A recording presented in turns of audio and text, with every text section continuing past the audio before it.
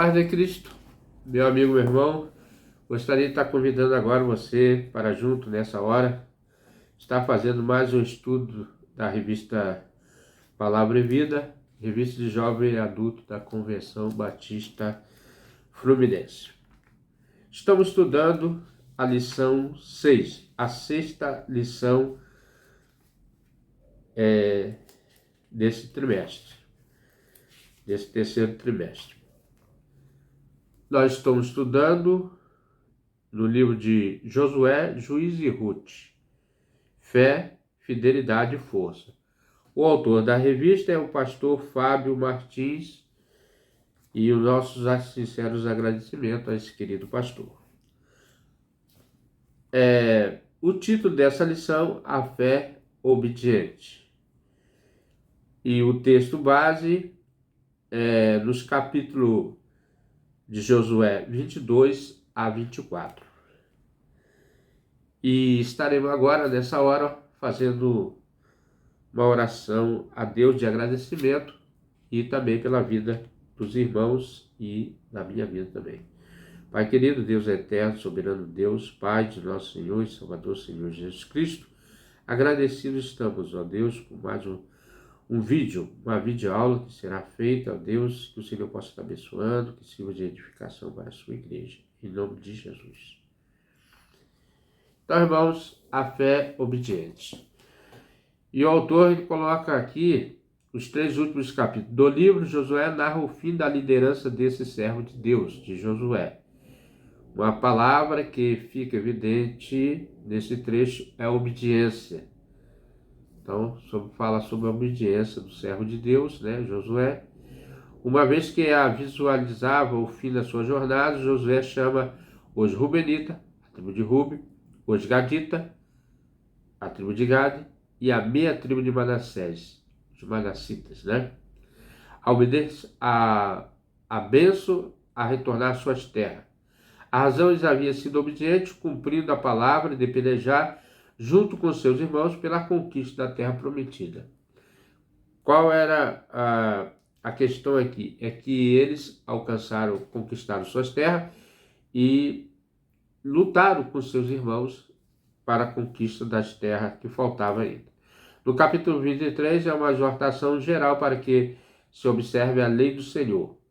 O verso-chave dessa narrativa é o versículo 11. Portanto, empenhai-vos em guardar a vossa alma, para amardes o Senhor, vosso Deus. O substituto de Moisés jamais esmoreceu o ímpeto que conduziu o seu povo ao pés de Javé. Foram muitas as advertências para que Israel permanecesse piedoso nos caminhos de Deus Todo-Poderoso. Então, sempre exortando o povo a permanecer na fé.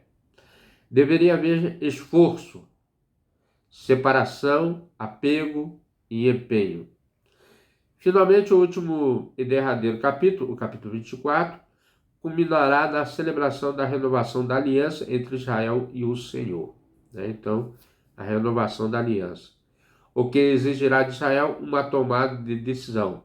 Mais uma vez, obedecer será condição singular para uma trajetória bem-sucedida, Então, irmãos, nós vemos que Deus sempre requer do seu servo fidelidade e obediência.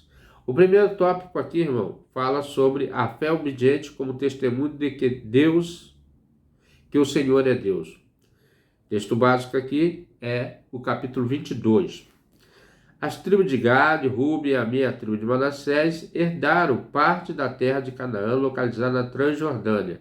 Quer dizer, a terra que eles tinham conquistado, e depois foram junto, de um lado do Jordão, A autorização para voltarem para lá aconteceu em razão da obediência dessas tribos em pelejar com o seu povo.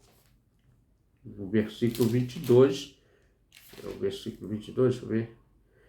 E o Deus dos deuses, o Senhor dos deuses, e o Senhor o sabe, Israel mesmo saberá, e foi em rebeldia ou por traição contra o Senhor. Hoje não nos persevereis.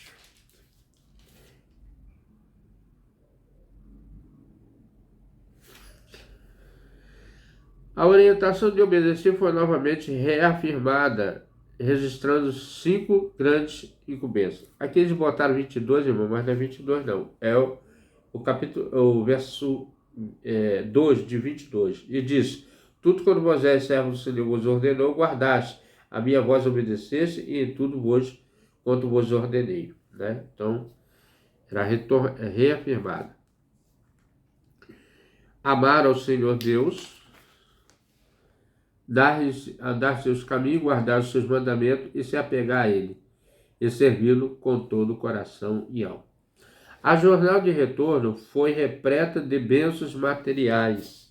Então, no versículo 8, vai falar assim: e falou dizendo: voltai às vossas tendas com grande riqueza e com muitíssimo gado, com prata, com ouro, com metal, com ferro e muitíssimas vestes, repartir com vossos irmãos o despojo dos vossos inimigos. Depois que eles conquistaram aquela terra, eles foram grandemente abençoados, né? E puderam retornar com esses despojos. O desejo de retornarem ao Senhor por sua grandeza e fidelidade, tão logo chegaram nos limites do Jordão. Essas tribos decidiram erguer um altar. Sua intenção era boa. Perceberam a barreira que significava o Jordão e quiseram expressar sua solidariedade com o resto de Israel, e levantando um memorial ao único Deus. Foi significativo que as 2 tribos e meia tinham erguido um altar como símbolo de unidade, e as outras tribos de Israel, reconhecendo assim que a base da sua unidade estava assentada sobre o seu culto e sua fé comum. E foi o versículo 22 que eu li, é que eles tinham feito um altar do outro lado. E não era, a ordem não era fazer o altar sem ser no lugar ordenado por Deus, né? E o altar construído gerou preocupação nas demais tribos, juntamente porque o nome do mesmo é, em hebraico, Mishpe, cujo significado é matança, e estaria as 2 tribos e meia inclinadas a oferecer sacrifício a outros deuses, contrariando a lei de Moisés de que somente no tabernáculo isso deveria acontecer. Em Deuteronômio 12, vamos botar aqui, vou ler aqui, são 14 versículos, né? De 1 a 14. São esses estatutos e as ordenanças que cuidareis de pôr em prática na terra em posse de Yahvé. Deus dos vossos antepassados vos ofereceu como herança por toda a vida sobre a face da terra.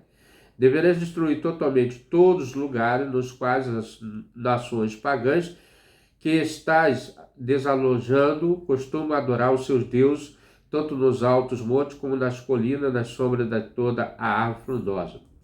Derrubai os altares, despedaçai suas estelas, colunas sagradas, e queimai seus postes e a Deus Ácera. Tributai todos os ídolos e imagens dedicados aos seus demais deuses. Eliminai por completo todos os nomes deles daqueles lugares. Aqui, irmão, nós vamos ver que Deus, por isso que Deus não quer que eles adorem no mesmo lugar, porque esses lugares, nos altos, debaixo das árvores, eram oferecidos a culto a outros deuses. Vós, contudo, não adorareis a Yahvé nos vossos deuses, do mesmo modo como eles cultuam os seus deuses. Pelo contrário, buscá-lo-eis somente no lugar que Yahvé, vosso Deus, houver escolhido dentre todas as vossas tribos, para aí colocar o seu nome e aí preparar sua habitação. Levarei para lá os vossos holocaustos, os vossos sacrifícios, os vossos dias, os vossos dádivas especiais, o que em voto tiverdes prometido, as vossas ofertas voluntárias e a primeira cria de todos os rebanhos. Eu comerei lá diante de Yahvé, vosso Deus, alegrando-vos com todo o empreendimento das vossas mãos, e vós e vossas famílias, com que o Senhor vosso Deus vos tiver abençoado. Não procederei conforme agimos aqui nesse dia, cada um fazendo de acordo com o que entende ser melhor. Portanto, ainda não entraste ao lugar de descanso, a herança de Yahvé, vosso Deus, mas vós estáis concedendo. Portanto, atravessareis o Jordão e habitareis no território de Yahvé, vosso Deus, e vos dará em herança, e ele vos dará descanso, protegerá de todos os vossos inimigos ao redor, para que habiteis em segurança. Então, para o lugar que Yahvé, vosso Deus, houver escolhido como habitação do seu nome, e que transportarei tudo o que vos ordenei, vossos holocaustos, vossos sacrifícios, vossos dízimos e os dons das vossas mãos, e todas as oferendas escolhidas, e tiverdes prometido com voto de Yahvé. Alegrai-vos, eis, diante do Senhor vosso Deus, e vós, vossos filhos, vossas filhas, vossos servos, vossas servas, e o levita que habita em vossa cidade, por não ter recebido terra nem propriedade. Fica atento a ti mesmo, e não oferecerás os teus holocaustos em qualquer lugar que te agrade. Portanto, é somente o lugar que o Senhor houver escolhido, em uma das tuas tribos, que deveras oferecer o holocausto, é lá que deveras pôr em prática tudo o que te ordeno. Então, irmão, nós vemos aqui que já era um mandamento de Deus, que somente no lugar que Deus ordenasse que fosse oferecido o holocausto. Então, o altar construído gerou preocupação das demais tribos. Aí gerou uma preocupação, né? Justamente porque o nome do mesmo é hebraico, matança. E estaria as duas tribos inclinadas a oferecer sacrifícios a outros deuses, contrariando a lei de Moisés, que somente no tabernáculo isso deveria acontecer. O que nós lemos. Saindo de Siló, as demais tribos partiram para pelejar contra eles. No versículo 12, né? No versículo 12, nós vamos ver isso, né? Vamos aqui. Ouvindo isso, os filhos de Israel ajuntou toda a congregação dos filhos de Israel em Siló, para sair contra eles em exército. Então, eles iriam pelejar contra essas tribos, né? Essas duas tribos. O líder da empreitada foi Finés, filho de Eleazar, o novo sacerdote. Felizmente, a inserção do povo de Israel em Canaã não começou com uma guerra entre o povo. Glória a Deus, né? O questionamento do israelita é registrado nos versos de 16 a 20, né? Então, que diz assim, 16 a 20. Contudo, não poderás comer sangue, tu derramarás por terra águas. Aliás, 16 e 20, né? Assim diz toda a congregação do Senhor, que transgressão é essa, que transgrediste contra o Deus de Israel, deixando hoje seguir o Senhor, edificando-vos um altar, para vos ser rebeldes contra o Senhor? Pois um pouco a iniquidade que, o pior, de que ainda até o dia de hoje não estão purificados, ainda que houve castigo na congregação do Senhor. Para que hoje abandoneis ao Senhor, será que rebelando-vos hoje contra o Senhor, amanhã se irará contra toda a congregação de Israel? Se é que, porém, que a terra da vossa possessão é inuda, e passai para a terra da possessão do Senhor, onde habita o tabernáculo do Senhor, e tomai possessão entre nós, mas não vos rebeleis contra o Senhor, nem tampouco vos rebeleis contra nós, edificando-vos um altar fora o altar do Senhor nosso Deus. Não cometeu Acã, filho de Zera, a transgressão no tocante ao anátema, e não veio ira sobre toda a congregação de Israel, assim que aquele homem não morreu só na sua iniquidade? Então, irmãos, nós vemos aqui que houve com o fundamento, traz à memória a iniquidade pior e a infidelidade de Acã. Então, eles colocaram que poderia trazer a ira de Deus sobre a tribo de Israel. No primeiro caso, a iniquidade pior fez referência à adoração a outros deuses. Número 25, de 1 a 3. Vamos botar aqui, números.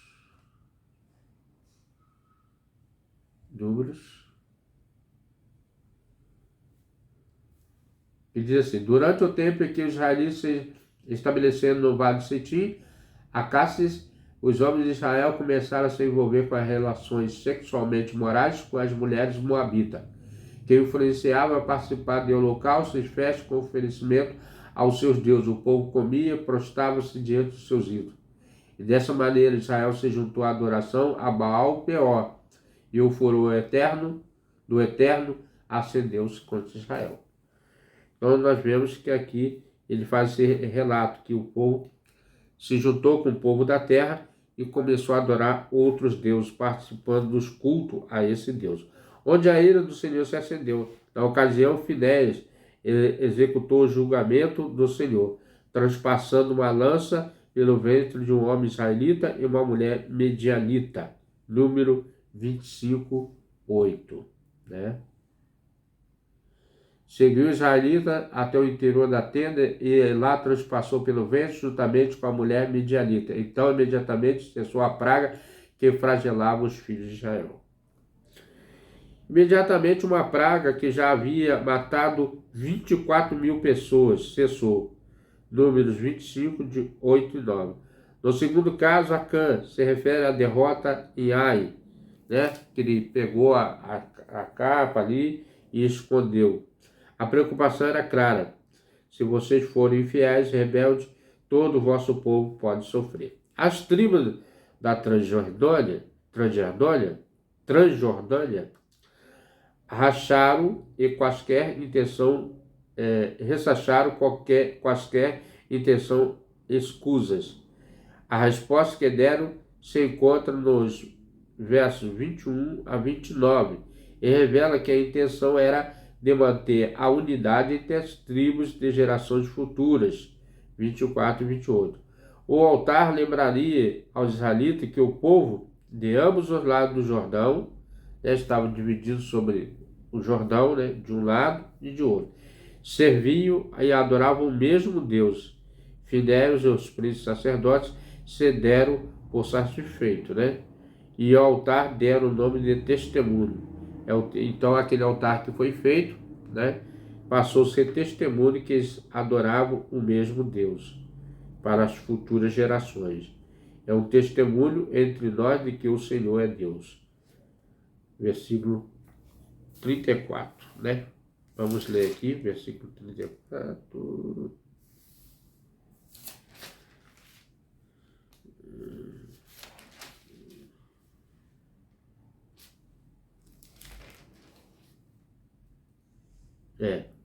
E os filhos de Rubem, os filhos de Gad, puseram o nome do altar Éden, para que seja testemunho entre nós que o Senhor é Deus.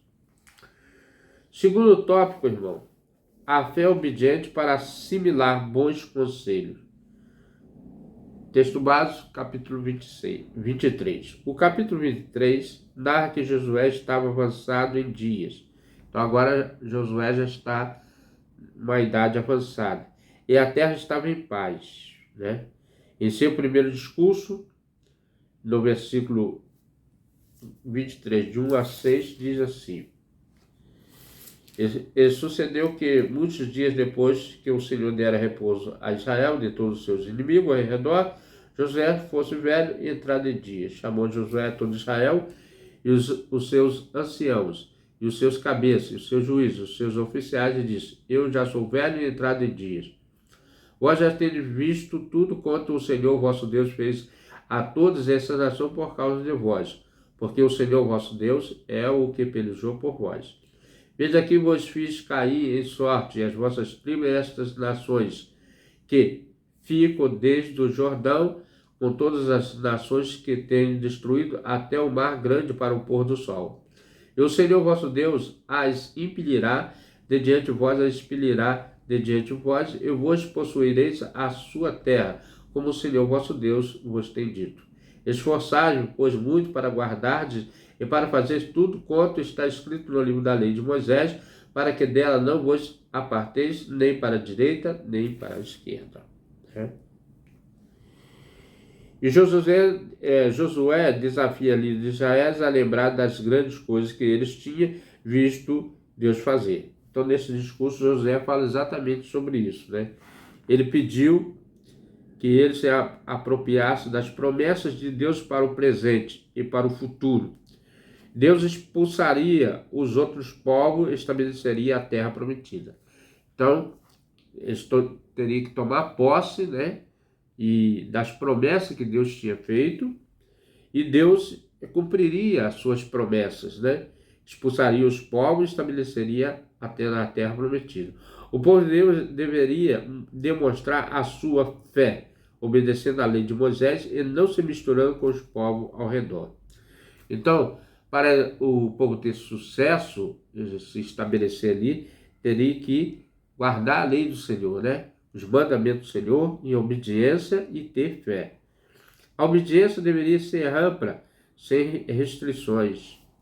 É o que o versículo 6 nos diz, né? Esforçai-vos muito e guardai para fazer tudo quanto está escrito, tudo que está escrito na lei de Moisés. A adoração ao Senhor era de caráter exclusivo. Tem que ter, Deus queria exclusividade da adoração. A associação com os deuses dos pagãos era impensável. Uma ordem elementar já devidamente registrada no Decálogo, lá nos 10 mandamentos, Decálogo, né? Então ele diz assim, para que não entreis a essas nações que ainda ficaram convosco, dos nomes dos seus deuses, não os façais menções, nem por eles façais jurar, nem servais, nem a eles vos inclinardes. Então a promessa é que eles não deveriam nem mencionar o nome daqueles deuses, né? E nem servir aqueles deuses. A associação com os deuses dos pagãos era imprescindível uma ordem elementar, já devidamente registrada no Decálogo. Êxodo 23-6. A conexão com o poder de Deus era inevitável. A empreitada bem-sucedida em Canaã era fruto do livramento e fidelidade da ação de Deus, de Javé. Portanto, apegar-se a ele, reconhecendo a sua atuação inequívoca, e se constitui a condição preponderante para a sobrevivência de Israel. Então era necessário eles se apegarem ao Senhor, crendo poderosamente, porque quem livrou eles foi o Senhor. Um conselho no verso 11 é vital. Portanto, empenhai-vos em guardar a vossa alma, para amar o Senhor vosso Deus. A gratidão pelas inúmeras bênçãos recebidas exigia o amor deles. Os desafios externos eram grandes e os internos também eram.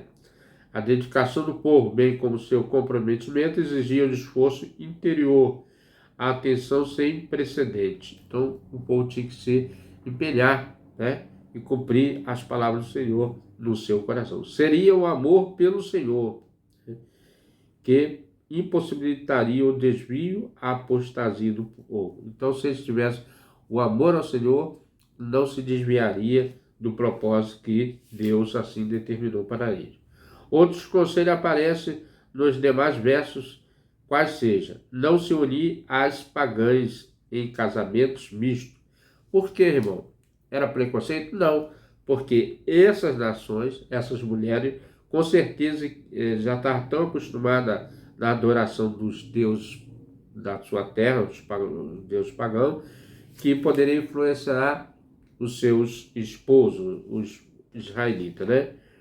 Para não suceder em cair armadilha e perecer na terra, né? Deus é fiel em cumprir suas promessas, como também é fiel em implementar o seu juízo. Na verdade, até hoje Deus pede exclusividade de cada um de nós. A parte final do verso 16 elenca as práticas que abriram as portas para o juízo de Deus.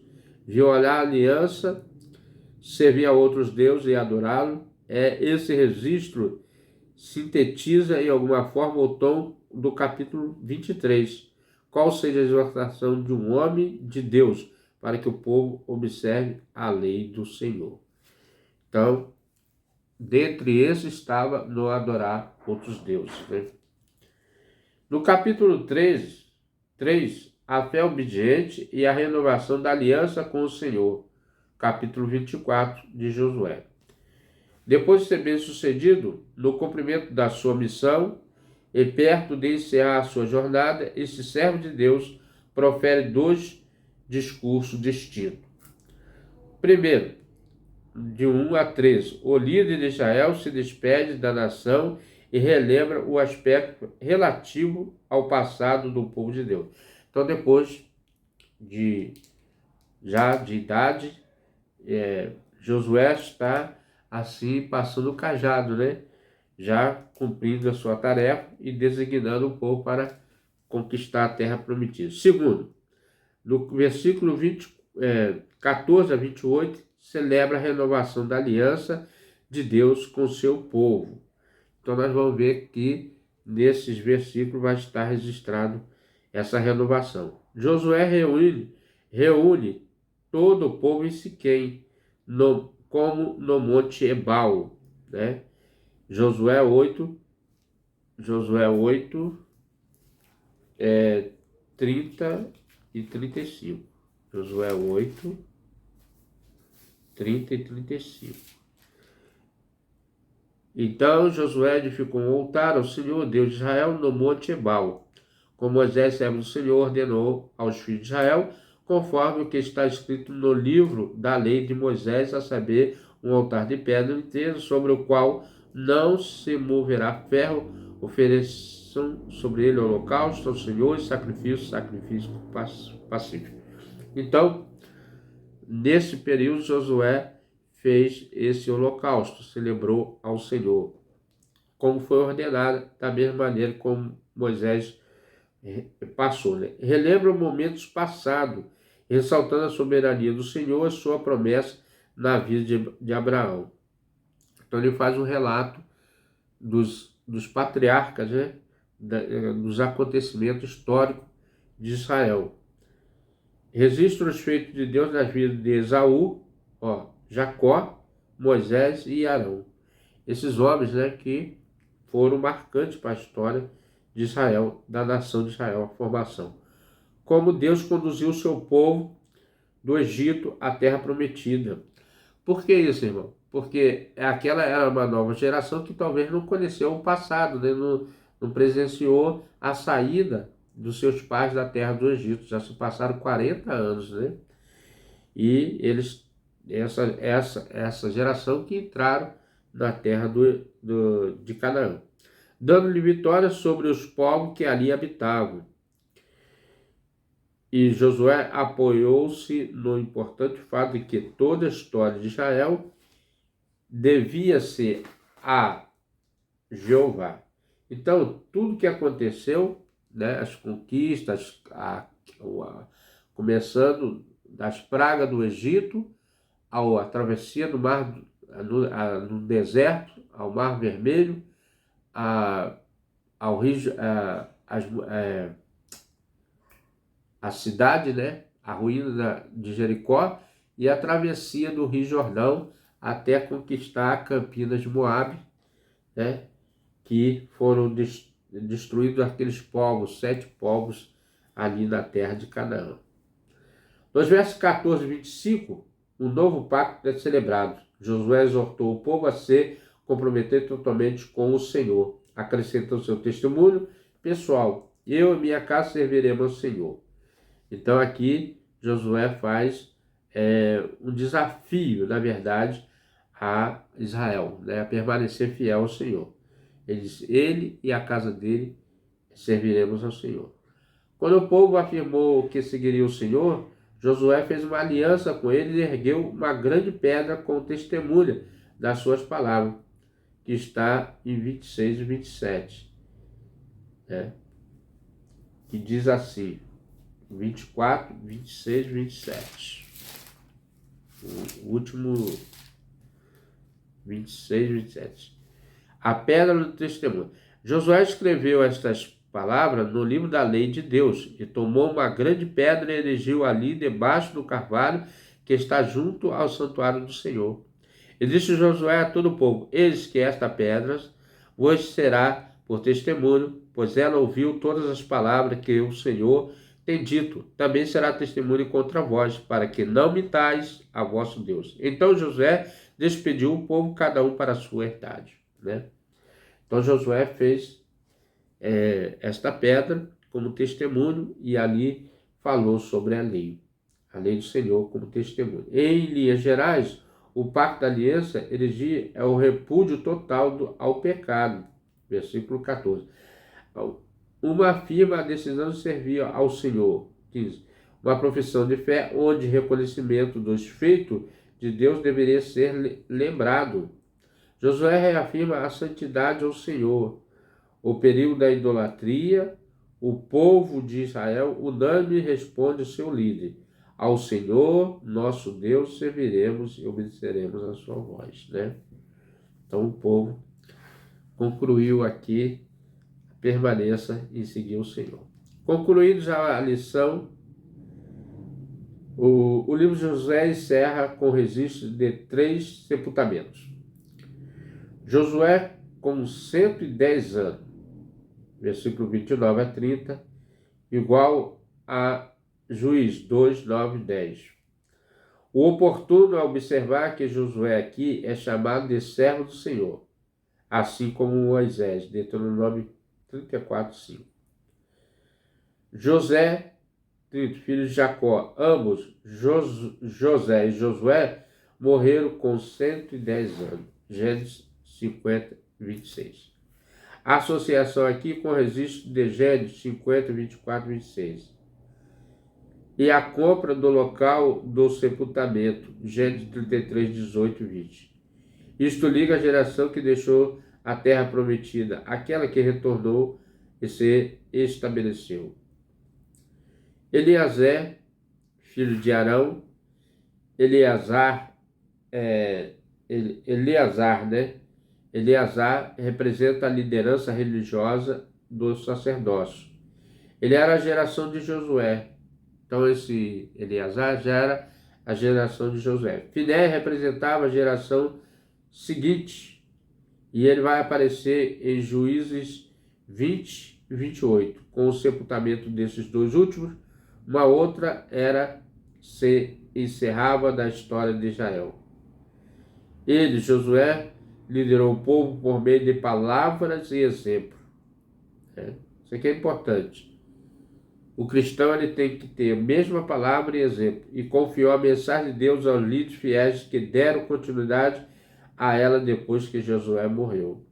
Isso nos faz lembrar da importante tarefa que temos. Somos responsáveis por colocar a fé cristã firmemente nas mãos das gerações seguintes.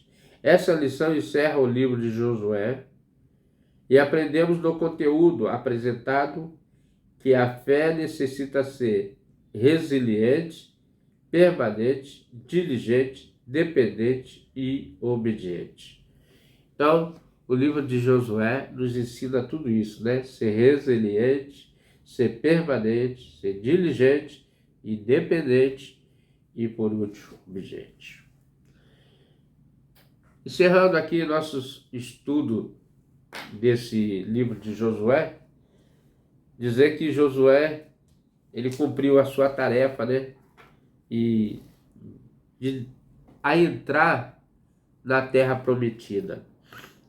Foi ele e Caleb, né? 2 servos que não desistiram da jornada e entraram na terra prometida. Que nós possamos, irmãos, ter essa mesma capacidade de Josué, de ser resiliente, permanente, diligente e dependente e obediente ao nosso Deus. Meu amigo, meu irmão, ainda estarei orando por você e por mim. Quero orar agora nessa hora e agradecer ao nosso bom Deus. Pai querido, muito obrigado, Senhor, por estar na sua presença. Mais uma vez queremos te agradecer pela oportunidade que o Senhor nos deu de fazer esse vídeo. Que o teu Espírito Santo possa, Senhor, traduzir aquilo que nós não conseguimos traduzir e chegar ao alcance das pessoas através do seu Espírito. A palavra que Jesus nos disse foi que sem Ele nada podemos fazer. Realmente, Senhor, somos instrumento na sua mão. Usa-nos, capacite, nos dê a oportunidade de te servir cada dia mais. Em nome de Jesus. Meu amigo, meu irmão, se você tem gostado desses vídeos, venha conosco. Até o próximo estudo, se assim o nosso bom Deus nos permitir. Amém?